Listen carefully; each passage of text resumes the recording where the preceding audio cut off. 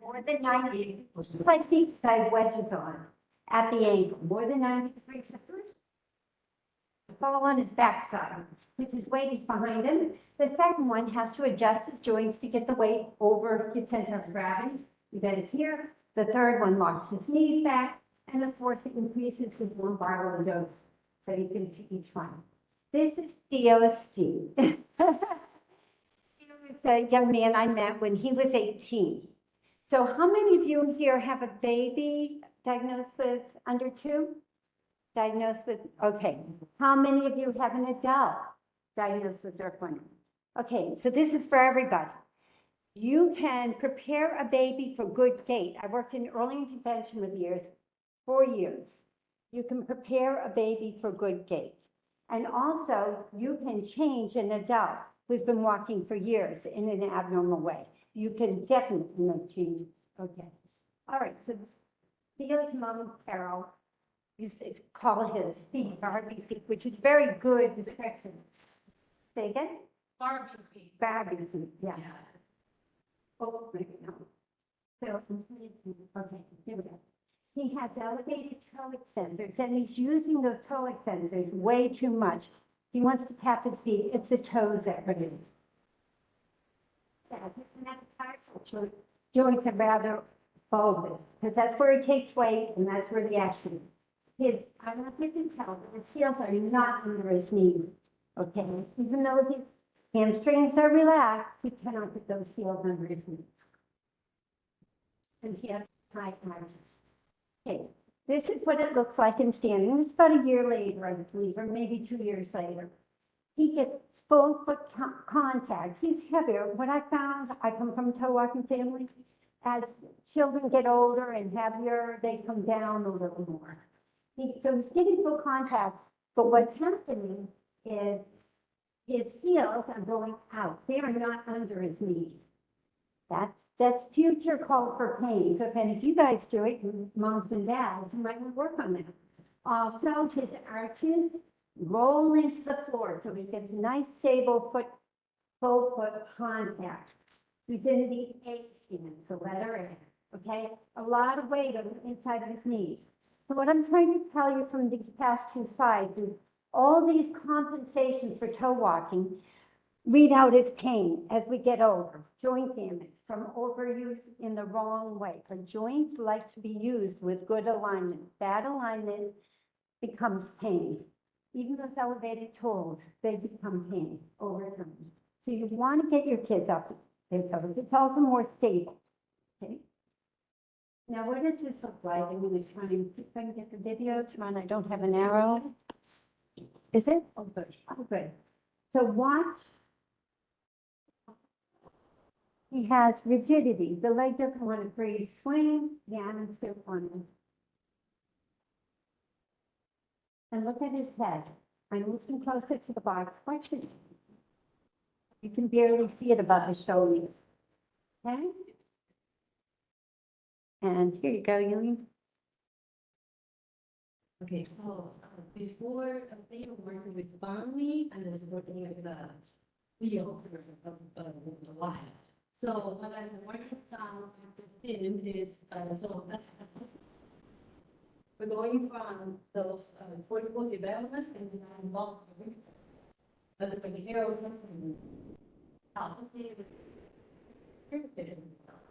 So that's the first step, that developing the universe, right? So our intervention, our and then neural development. So the second thing is we work with then we have the open that we give the appropriate output in the universe, like a baby and sense the light and the way of the light already. And the other step is because a lot of these children are in that silent mode, and so we want to prepare the system for learning.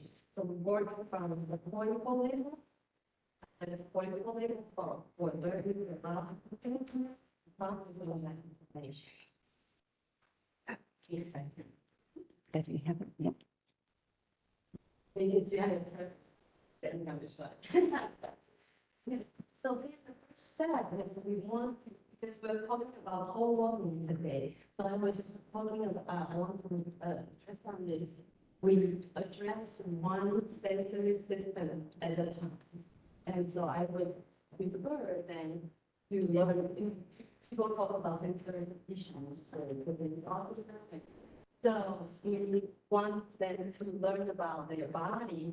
So there's a holiday they learn about their body, and face, the kicking, and the feedback of the muscle and joint things.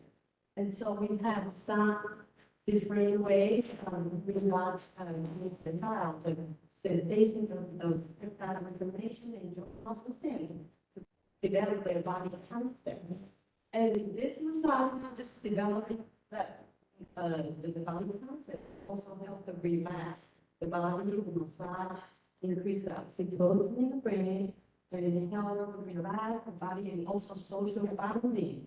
So when it's done right, one sensory system at a time, then you can see the benefit of connecting with your child first. And we talk about the sleep. We talk there's a lot about this massage, especially on the right. People might not heard about the brushing protocol. It's a quick brushing protocol. But then I also like to use it helps regulation. I also like to use this massage, chin massage, and to help get the child go to bed. Instead of down, relax, I only show half of this massage set because we're probably on the whole gait posture. So you see that how we're trying to get into the lower body, ear, toes, and leg, and the digestive system. All these are important for settling down. Just stay. And the next one I like to address is the auditory system. And this is auditory prevention developed by Dr. Stephen Porges. So we're talking about the body-brain connection here. And that a lot of people, we are getting more awareness to the neuroception, right? And how you recognize your body signals. And that is how you make that your brain register the information to make the appropriate responses. So we typically think, oh, it's how I can take a deep breath, and their emotional is raising. So how this working is, see, when you take a deep breath, you feel a lot of air, and then you repeat a little bit. So your heart also enlarge slightly a little bit. Then your heart sending that signals in that change of the size of the rhythm. Then increase your heart rate. So when you take a deep breath in, it would slightly increase your heart rate. And then so that exhalation part is the part that has slowing down the heart rate. So you do want to encourage the child that installation as well when they are emotionally dysregulated. So that was slowing activity. So sometimes this helping you to calm down as well. So this is so this auditory intervention is the child wear the headphone and listen to the filtered music, filters this the music, the filters certain frequency. Right, so it facilitate this gut and brain vagus nerve connection and communication. So this vagus nerve is very important for relax your body and communicate how your body is done. And so a lot of kids with the feeding issue, they don't feel their body, they don't feel when they're hungry, when they need to go high. And then so this is all connected to this vagus nerve. So that's why I did a lot of this auditory intervention first. And what I like to touch on the second thing that is also work, the vagus nerve is cranial nerve 10, right? And it also work on the other cranial nerve 8. So, yeah, it is vestibular cavalier nerve. That's when they receive that vestibular information that they will also working, it is a sounding base, right? But then it also helps with the vestibular system. So for the eye to be able to see better, or they to be able to tolerate movement better. For some children, for some babies, probably have a hard time to lay down or changing diaper or just tolerating tongue time after different position, body position, sex position. So I'd like to introduce the sound first to work on both systems to help them regulate. And this saving sound cortical, so also activate that facial nerve. Okay, so the facial nerve has lots of benefits, right? So this is the landing part, and then you're gonna see in the clinic, from my work, is how with the kids moving, then you see them they start to move their hands. Move a little bit closer to the computer. Oh, It's just because you work remote, they're having a hard time using it. oh, this. Yeah. Oh, okay. Thank you. Okay, so the kid who has a big drooling issues and then come and I did not do any massage, I didn't do anything, and then I say, wow, how can it be like the child start to feel their face and then be able to swallow the saliva, and we're very excited for that. And also it deepened the breathing pattern. So because of that innovation, so you don't have to tell the kids, take a deep breath now. So now they are automatically taking a deep breath. So they are sensing what does the relaxed body, what is it? Yeah, what does the body feel when they are relaxed, right? So, and then also important for the feeding, because one of the facial nerve also innervate the muscles that is the tongue elevations and then tongue the retraction and swallowing, and then opening up the airway for more air to come. So just by one little, not little, it's a big intervention, but it's very effective to, and then it can be really done at home as well. So I just kind of guide parents how to do it at home and what to observe. So the next one.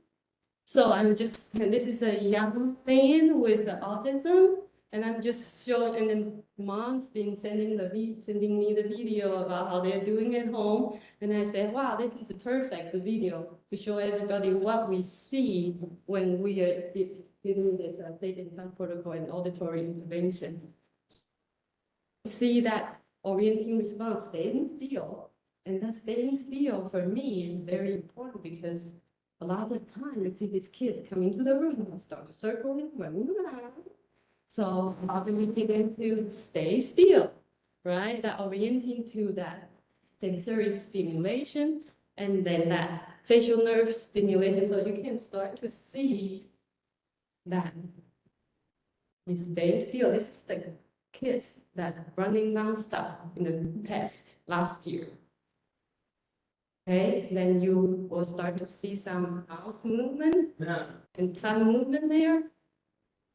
I'll point out.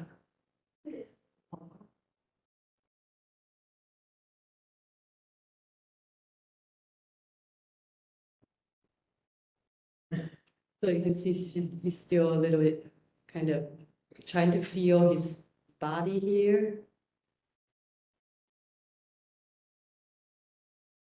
And you see the tongue movement, mouth movement here. And then you see the eye movement here. Yeah.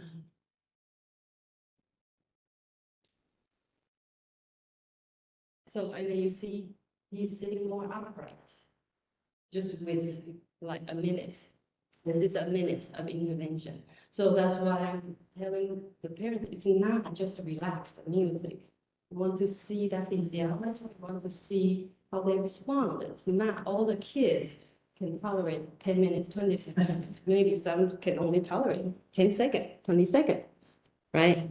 So, all right, so now we're talking about visual system. That is my puzzle, is that for working for a long time, until finally this to my attention, and I worked with a child with cortical visual impairment, and I realized, wow, this is really a missing piece for that sensory system that we should bring the awareness to everybody. That's why I feel like, okay, Barbara, I'm writing this book. It's important just to bring everybody the awareness about how that visual system works.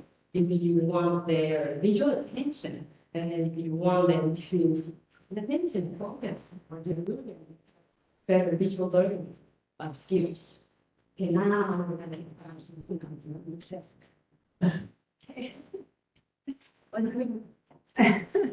Hi, little history.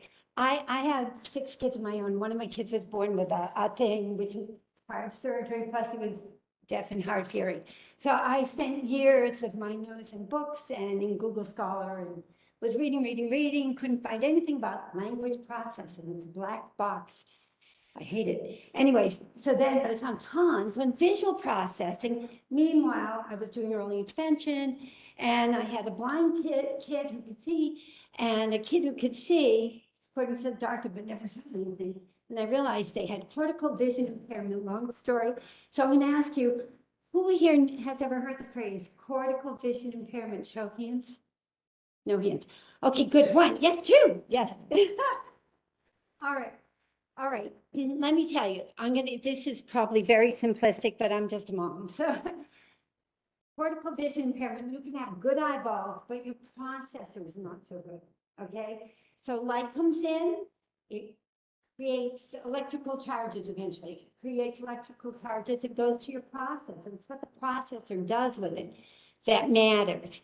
Now, you can have eyeballs that are nearsighted, farsighted, have astigmatism, or maybe the muscles don't work well. So that doesn't send so good information to the back of the brain, but it's what the processor does that makes it cortical vision impairment. So if your child wears glasses, that's the eyeballs, but if it goes back to the brain and the information isn't processed well, that's like double indemnity. Okay, now, why does it matter to you? Because if you have a genetic syndrome that affects brain development, an inordinate amount of cortical real estate is dedicated to processing visual information. So if you're affecting brain development, probably you have some cortical vision. And it's really, whether you want to get a diagnosis is whether it's really affecting the functionality of your child a lot. My husband always said, don't buy a car with too many gizmos. He's an engineer. If they have a lot of gizmos, they're more likely to break down. Well, visual processing is a huge amount of processing, okay? So I would really encourage you guys to listen and to take a picture of the resources, because you're not going to get it all today, and you may have too much on your plate to deal with it, but take a picture of the resources. When you're ready, look into it. And then you have to find someone who is knowledgeable about cortical vision impairment to make the diagnosis. It is a behavioral diagnosis like autism. There is no machine, no MRI, no CAT scan, or no VER, visual evoked response test that determines. It is the behaviors that you as a parent notice and draw to the attention of your optometrist or ophthalmologist. If you're in Texas, either one can make the diagnosis, and that also opens you up for more services, including a teacher of the visually impaired. So if you need it, you want to get that diagnosis. Okay, so say again? Yeah.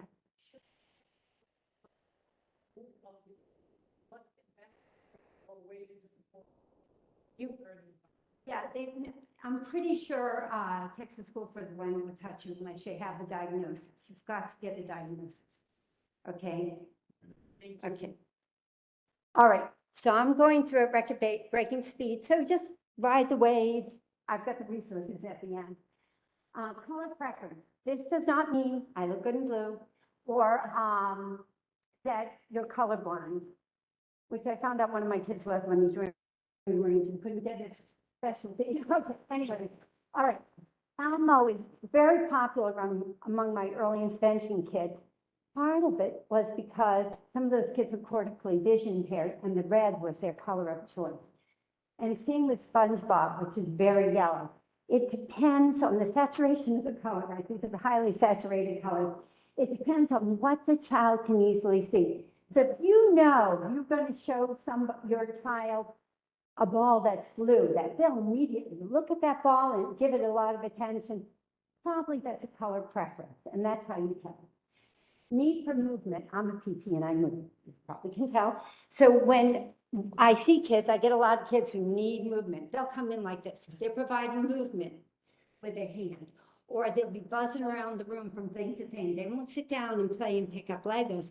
They'll pick the thing that they can throw, or goes like, blah, blah, blah. They need that movement to help them know where they are in the room.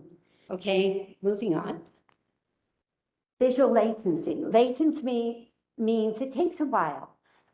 Now, it could be you hold up this gizmo here, and 30 seconds later, they see it and reach for it. Because it took that long for their brain to process that that thing was there and of that dimension and able to be touched. The longest I had a child who had barely moved when I was in early intervention. She was the one who could see, but she never reacted. Every day, every time I worked with her, I put a blinking red light in front of her, and after a month, her eyes, her pupils dilated, and eventually, when I moved it, she turned her head to look at it. Took a month, but she got it. Okay, visual field preferences. Okay, this is why I'm talking about it, and this is where I really got hooked. Toe walking. I had 3 of my kids were toe walkers. Guess what? I'm in wedges because I like being on my toes. So anyways, the thing about toe walking is if you have a lower visual field processing problem, you're probably going to toe walk, be a toe walker. Now let's talk about visual field preferences real quickly. We have 2 eyes. The processing of what our eyes take in is on a Cartesian sort of grid here. So whatever, I have to tell you. So whatever is over here in my visual field is processed over here, okay? And vice versa. Whatever is above my eyes is processed down here and vice versa. So if you ever were a runner or a jogger and you wore ball caps, chances are you have run into a tree branch that was low. That's because your ball cap blocked your superior visual field. You knew it was there. But once it got in your superior visual field, there's so much process out in this world that you didn't get that immediate signal to dump. It's the same with toe walking. Kids who have lower visual field problems will very often go up on their toes. They also like to climb up on things, which can be dangerous, but because they see more of their visual field. And you saw it when I moved Theo closer to those boxes to kick. So he's trying to kick out the box. So he went way down, and you could barely see his head. He had really bad kyphosis when I first met him. It straightened out, it's still there. But yes, you can change bones. Yes, it takes time and muscle pull. But yes, he had a really bad kyphosis because he was always looking down, okay? All right, so that's another way vision impacts movement. Visual complexity. Complexity is just what it is. This cow is hard to see, so somebody went and drew the lines around it, and it's easier to see, okay? The red lines. Moving on. Need for light. Okay, I worked in Hawaii, and I picked up a kid on my caseload because I was walking in from lunch, and there's this mom walking in with their little one, and he's staring straight up at the sun. Not normal. Your kid should not be staring at lights or at the sun. It's not good for you either. So I went in and I said, that kid needs to be on my caseload. He has cortical vision impairment, which he did. But even though they might look at lights, they might need more light to see what we see normally. So that gives them more contrast and it makes a bigger impact on their brain. So give them the light they need, not directly into their eyes, but on that object you want them to see. Now, difficulty with distance, and Theo has this. Difficulty with distance is not like being nearsighted and you can't see far, although you can't see far. So explain that one. But okay, so when somebody has difficulty with distance very often, but not always, they'll have simultagnosia. And this is what they would see. This dog might be on the beach here, and they're going to the dog. They walk to the dog, and they will not see anything but that dog, okay? It's too much overload for them, for their brain. So they're like a telescope looking at that thing, okay? So that's what simultaneous. These are the kids who walk through a room to get to somebody at the other end and bump into 10 people on the way. They're not being rude. They're not being compulsive. Those people do not exist, much like the tree branch, okay? Same idea. Overload, sensory overload, think visual overload, okay? All right, moving on, okay.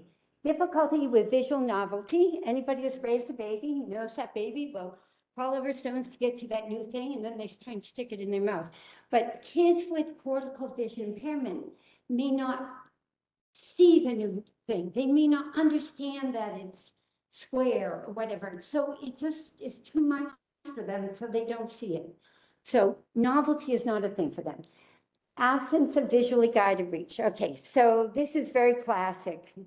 You don't have to have all these characteristics. You may only have one, by the way. But this characteristic, I'm going to reach for this, okay?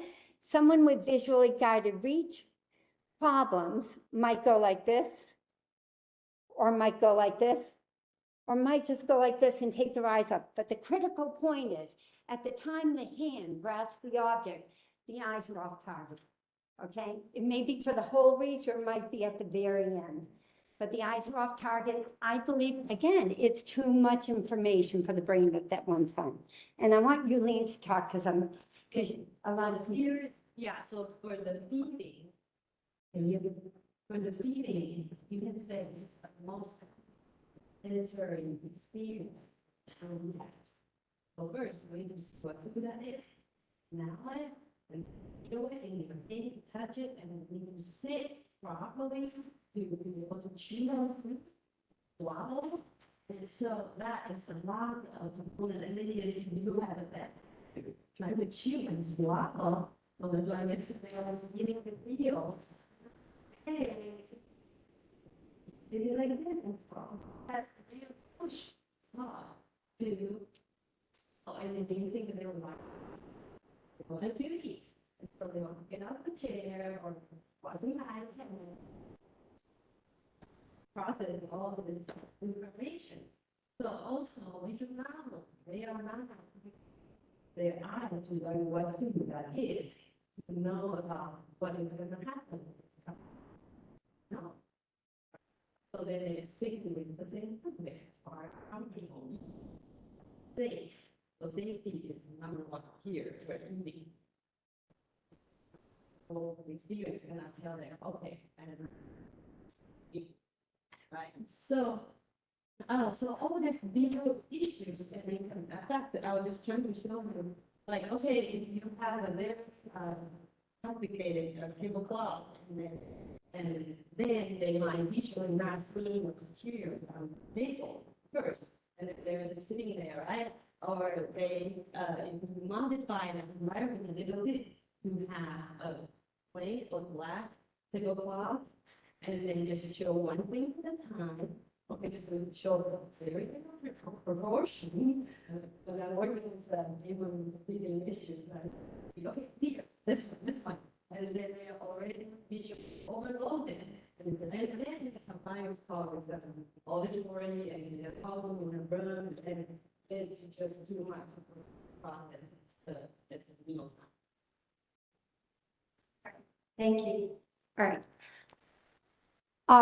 This is a website, so I really encourage you to take a picture, and I'll chat around while you do that. CBI Scotland is the middle one, and this is their web page, what it comes up as. We have a lessons thing, which I love, and I review once a year because they add to it. They're like 2 minutes. I think the last time I looked, there were 11 lessons. I don't know, I have no memory. Anyways, there were, but each one was either 2 minutes, the longest was around 10 minutes. And you can actually listen to them while brushing your teeth in the morning. I've done it. So you don't have to sit down and say, oh, I need an hour to study something that's going to put me to sleep. It does not put you to sleep. It's really good. Very well done. Okay. There's also a CBI Facebook group, and CBI now is run by parents. It's out of Perkins in Boston. They have wonderful CBI webinars. Those you have to sit down and have time to listen to, but they're pretty good. Okay. Anybody not want me to move on? Okay. All right. Now, when I work with a kid with CBI, I will adapt the space that I'm in because it's all about space. Remember, we move through space. So if we can't plot space, it will change how we move. All right. So one of the things I'll do is I'll use a black carpet because things pop on black. That's black, that doesn't pop too much, but if I put, I don't know what that is, but if I put my arm here, you see how it comes out, and then I'll shine a light directly on the object I want to look at. Sometimes I use an iPad if I want them on their stomach, and sometimes I use a light box, and I'll put an object on the light box, okay? I also don't talk, which is very hard for me, okay? I declutter the room, and if someone's in the room, like the mom, I ask her also not to talk and not to move. Movement is overload. I'll dim the lights. Sometimes I work in the dark. If I have a very autistic child who's flying high, I'll bring them in and I'll say, I'm going to turn the lights off, and here's the light switch. If you need to turn it on, it's over here. Do you know where it is? So they feel in control, but then can gradually help the tolerance and then help the child see. Okay, because I can't work on anything else unless they're comfortable in the space they're in. I think I'm good. And there's Yulene. So earlier we were talking about the internal reflexes. So when reflexes, you can think about survival and protection. So like the defeated reflex, and then for when they are born and can nurse themselves, right? So this, so now we're talking about postural reflexes here. So these are, I like to use Dr. Doba's reflex just because it goes through the sensory and speech first, because of the genetic and or stress, illness, there's all can cause those reflexes developing the whole pattern.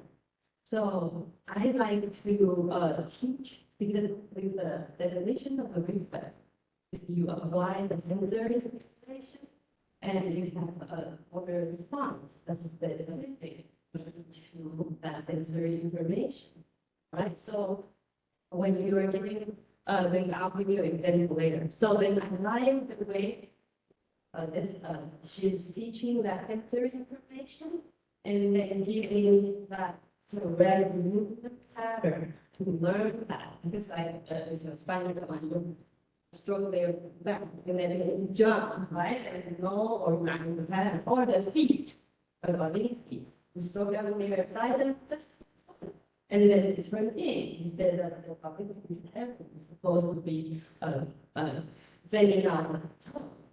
And they go through different stages. Right, so that's what I mean by they go to the incorrect pattern. Then that's how they are going to use these patterns of movement. So that's why once they get it regulated and then you're more ready for learning, then I start to work on reflexes. So here is the more reflex. I'm sorry for them. But the more reflexes when baby or when they sense a movement change, the sudden drop, falling, the sensation, or the sound, they go into like Star Wars terms, like out, the body extend, and then come back to the back. So this more reflex is important for protection, right? When you see the folding thing, someone or protect the important organs. right? So then that is, so typically I like to start with that body back and front to be able to balance on their flexors and extensor, because that's everything for the visual. You need to have a good stable tripod to get the image clear and be able easier for visual systems to process, right? For the camera to get that good image. So I like to work on this, and then so this is once they are able to perform that flexion and the extension, then I'm using the visual information for them to see if they can still hold that visual gaze there. And then next, the video is up here. So that's the pattern: extension, and flexion. Okay. And then I work with this, and you can see he has got his head to putting a bead inside of the jaw. I don't know I mean, typical cortical lower visual field here.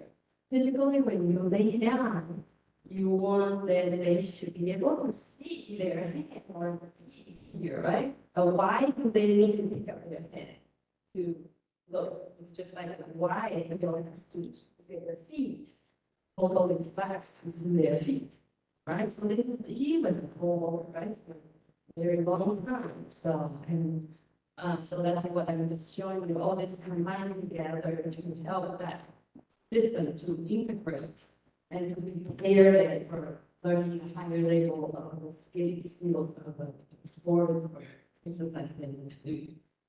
And next one is spinal column reflex. This reflex is developed in uterus, and then it helps with the child delivery uterus process. And it is the stroking, I was talking the side of the spine, and then the trunk, the bending side that's stimulated. So then, so you can see how the trunk get all that out there. And so this is also important to help them to get that schedule and for the breathing as well. See, a lot of them are like this. I don't know, they don't live there. That means their breathing is all going on the chest there. Right, so when help them calm down, then they can start to use their visual system. And so I like to put them in different posture and position, and then vestibular and eyes working in different ways, different moving motions, or read something to process that they haven't experienced. So then I have them typically for this, we are with a different one, right? So mom is doing wants to challenge them, so we use the 2-speed and then the spice jar thing. And but typically I start with the box, and you can that work on the eyes or the other side, okay? And so that and why do I go from here is I want that the eyes, right eye work with the right hand, the eye work with the left hand, and just because of the alignment, right? When you write, then you have the right hand. So that's eyes. Then they will start to their head. I see a lot of them trying to adjust their head. They're not able to see. So that's why I said, okay, let's coordinate the eyes with the hand. That is a very important part. And they need to hold the visual gaze long enough to process what is there. So that's why we like to use the repeating shine, and then you have to hold the visual gaze long enough to see where. Okay, because of that visual guided reaching to reach for it, and a lot of times they're doing the shoes lower visual field, right? And then they're going to their shoes everywhere. So that's why we work on this. And then here's how they use the start there to use their feet for All right, so I take a very developmental approach because I figure that's the way people do things. That's the way they acquire skills from infancy. So it's worked for a long time. Why am I going to reinvent the wheel? Okay, so what do babies do? Babies, well, when they first come out of the womb, they move one leg and then the other, and then they'll rub their leg on the other leg, and they do it in all positions. They don't just do it when they're laying on their back. They do it back, belly, and sitting. And this is important, that you do things in different positions, and just think back, belly, sitting, and maybe sideline. Okay, they also will lift their feet up and then drop them, boom. And that hits the heel. It hits the back of the heel on the ground and sends a little vibration up the leg. And let me tell you, this brain is a collector of information. They're developing a foot brain, and I'm always telling you, we need to work on your foot brain. He didn't have much of a foot brain, but it's improving, and that is all these components. You're probably wondering, when's it going to get to toe walking? No, this is toe walking, okay? So I'm done with that. It's me, okay. We did practice it, you can't tell. Okay, this is just unilateral foot heel pounding. It's called pounding, but it's kind of like this.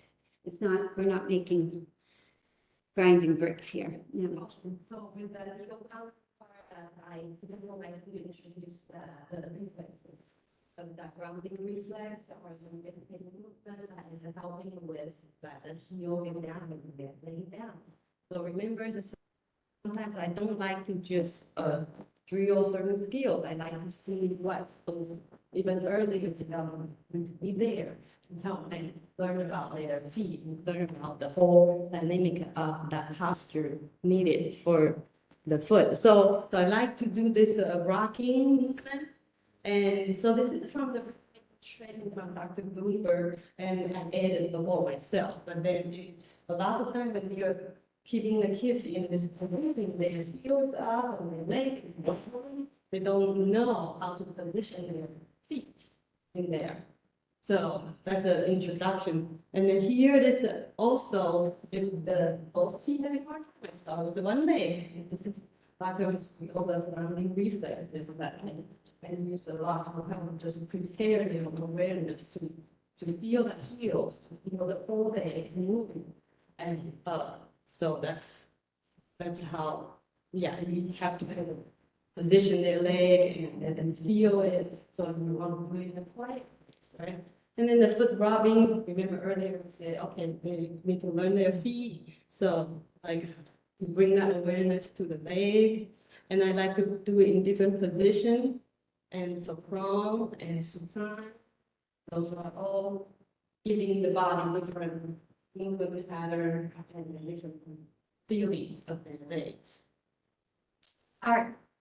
I took 10 years off because I was also homeschooling my kids and going to surgery and 5 million doctors, which I know you probably can relate to. Anyways, when I went back, I did evaluations for early intervention eligibility. And the Back to Sleep program had come in. And I was like, wait a minute, what happened to babies? Because the mothers would be petrified to put their babies on the belly, and the babies would be just as petrified. And all I've got to say about this here is, put your kids on their belly. Even us adults, we should go on our bellies once in a while. It's good for us. It's good for breathing, but it's really good for the butt.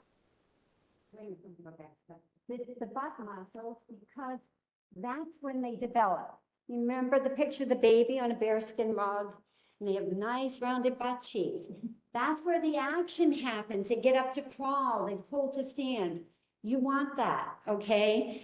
Anyway, so that's my plug for the glutes. The glutes are important for breathing.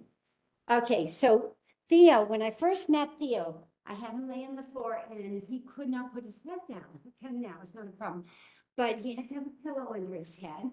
And so we flipped and we did a lot on the stomach. So here, these are all the things that I've worked on. And I'm going to start from the bottom and work my way up. Okay, he could look far ahead and prone. That's superior visual field in this position, right? It matters. The different positions matter. And remember, our brain just doesn't think, oh, what am I seeing? The brain is saying, okay, where am I in space? That's your vestibular system in space. So while he's getting that information, he's looking. Simultaneous. Okay. Also, he was reaching for the ball with both hands, or if he turned his head to one side, the upper eye gets more light, it's closer to the sun, and he's linking up his hand, okay? Same with the other side. So all that's happening, and as I said, it's good for breathing. Oh, look, here's a chest. We're going to talk about breathing. And if you're at all like me, you need to move. So if you can, would you stand up, please?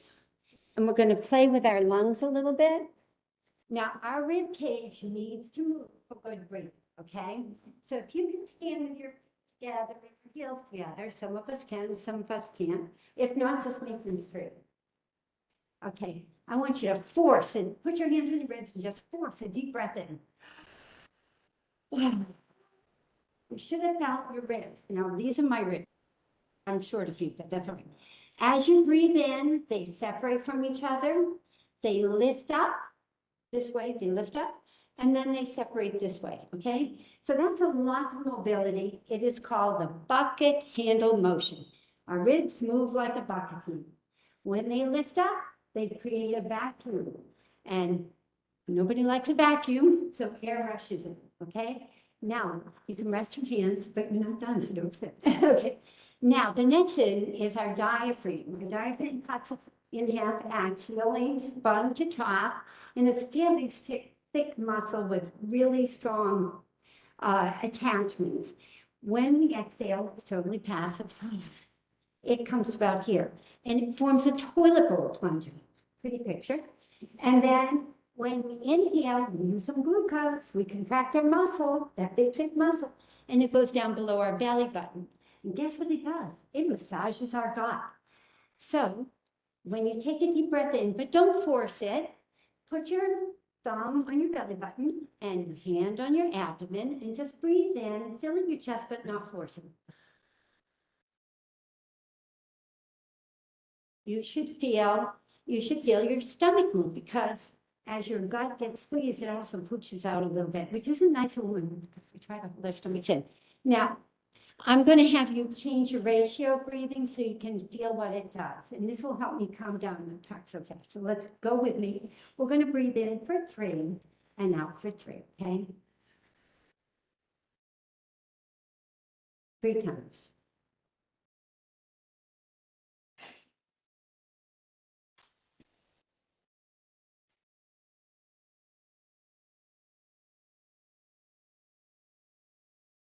Now I'm going to breathe in for 3 and relax, breathing out for 5. 3 times.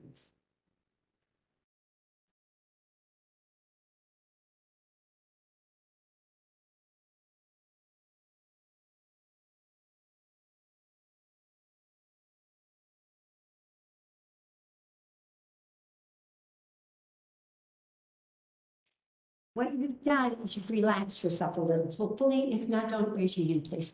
Okay, so, and this is something that I like to teach children as they can learn it. And I use it if I stretch a muscle, which isn't very often. You notice I haven't talked about heel cord stretching.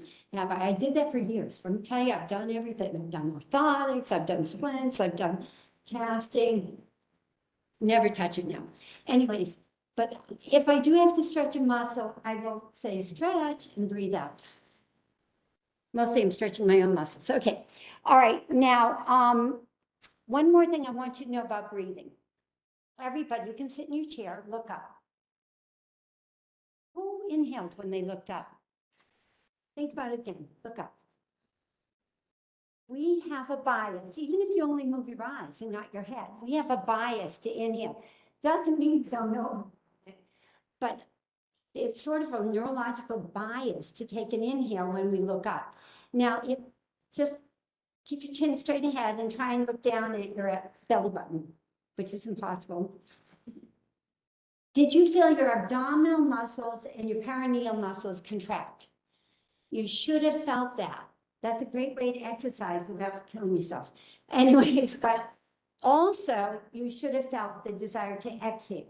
So if you're working with a child that does not follow directions, and it could be a teenager, could follow directions if they wanted to. But anyway, if you're working with a child who does not follow directions or a baby, you can use that fact. I want you to have something to take home because believe me, I sat through many webinars and whatnot, and I went away and said, why did I do that? Anyways, but I want you to have something to take home. If you play something with superior facial field and you want that child to breathe in, you just, or if you want them to breathe out, just place some toys like Yulene had on the abdomen and tell them to look and say, okay, take the toy off and you breathe.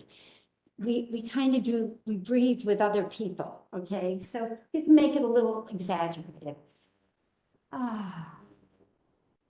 You know, but you don't have to be too crazy. Don't say, take a deep breath in. Okay, anything else? Oh, last thing I want you to know is if you stand on your toes, you're going to compensate. The shoulders will come up and it will be hard to breathe. You can try that on your own. That's what your kids who are on their toes are feeling all the time. They're spending more glucose and they're getting less bang for their buck. Okay, they're getting less oxygen to use. Okay, and you know that brain uses a lot of oxygen, and so does visual processing. This is Theo about a year ago, and you are under his knees, his back is nice and straight, and his shoulders are low. So I'm very happy about that. And this is Marilyn Monroe. My husband was very happy about that picture. He said, when I first met Theo and when he laid back, he was always doing this. When you do this, because remember, he had that rounded back, which didn't help him lift his thorax. But when you do this, you separate your scapula, and that helps to raise those first couple ribs and get more air. So, all right, whip and throw. Okay, this is Theo. Let me see if I can get it to play. This is one of our sessions. You can see his back is rounded. His glutes are rounded. They're not, see how straight mine are? And I want him to use his glutes to go from sit to stand. So I want him to lengthen his glutes and then contract. And feel weight into his heels, which are, his heel cords are tight. So I'm giving him a cushion to push into. It's all about what you feel, yeah? Okay, moving on. And now I'm having him look at his foot. I want him to see his feet and push with, hold this yoga hoop with his heels.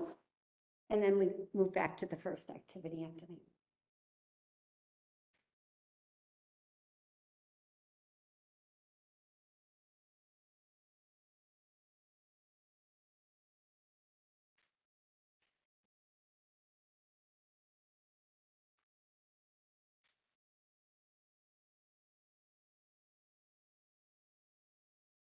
See how nice and straight his back is.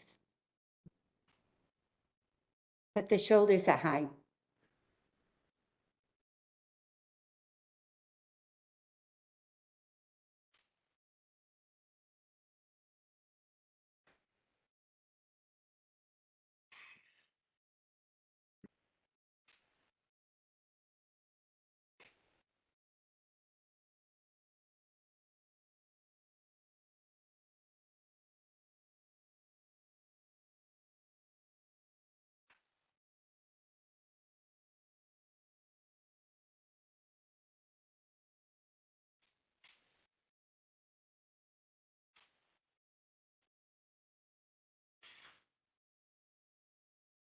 And you'll see me use his hands up position again. When you go up like that, your tendency to inflate your chest, very important.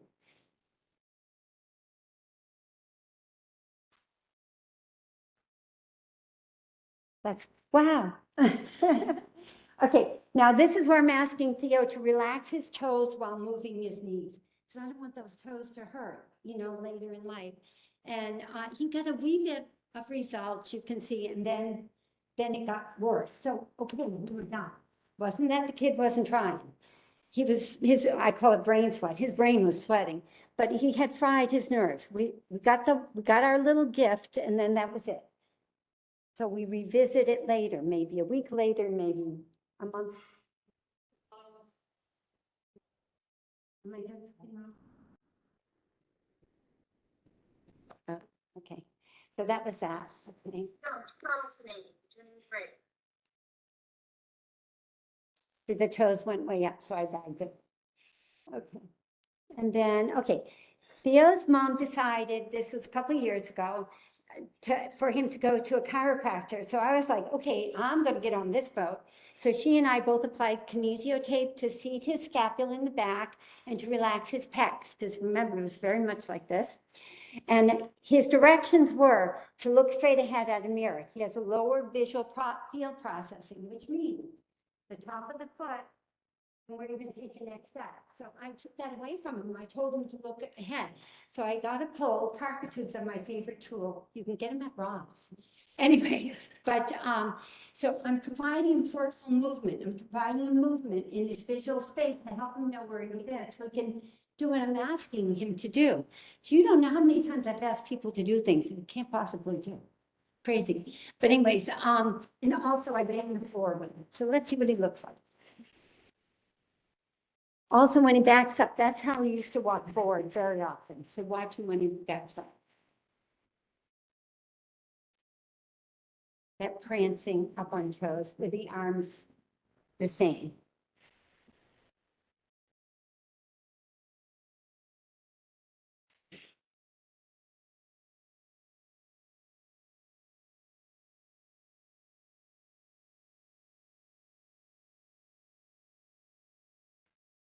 Okay, now here's Theo. When I first met him, he could hop. Was Pogo hopping?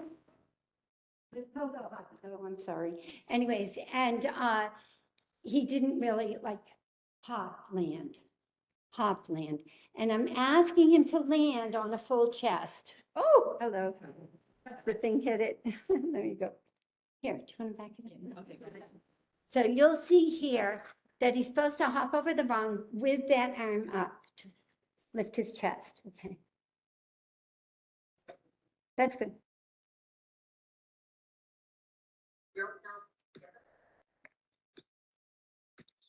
It's telehealth. Stand up, can you hold? No, you'll stand on your. So. Stand. Take your left hand and reach for the ceiling. That's your right hand. Other hand. Now pick up that right foot again. Yeah. Your knee as low as you can go. Your knee. Yep. Now stand on the right leg. Lift your left leg up. Stretch your right hand straight out to the ceiling. That's important. Your knee as low as you can go. Go down low. Your knee. Yeah. Jump it. That was really good deal. Okay, drop your hand for a sec. Whew. Okay. Step your right foot. There. Stretch your left hand. No, left hand. Up to the ceiling. As high as you can. Without the house back there. Bend your left knee as much as you can. Or jump it. Oh, not that tail. Drop your hand. You only have two. Okay, and this is Theo walking today. That's pretty good. He's got arm swing. He's following the park on the sidewalk. It's okay. He has a lower visual field process. But it's not bad. 1, 2, 3, 4, 5, 6, 7, 8. Anyways, thanks.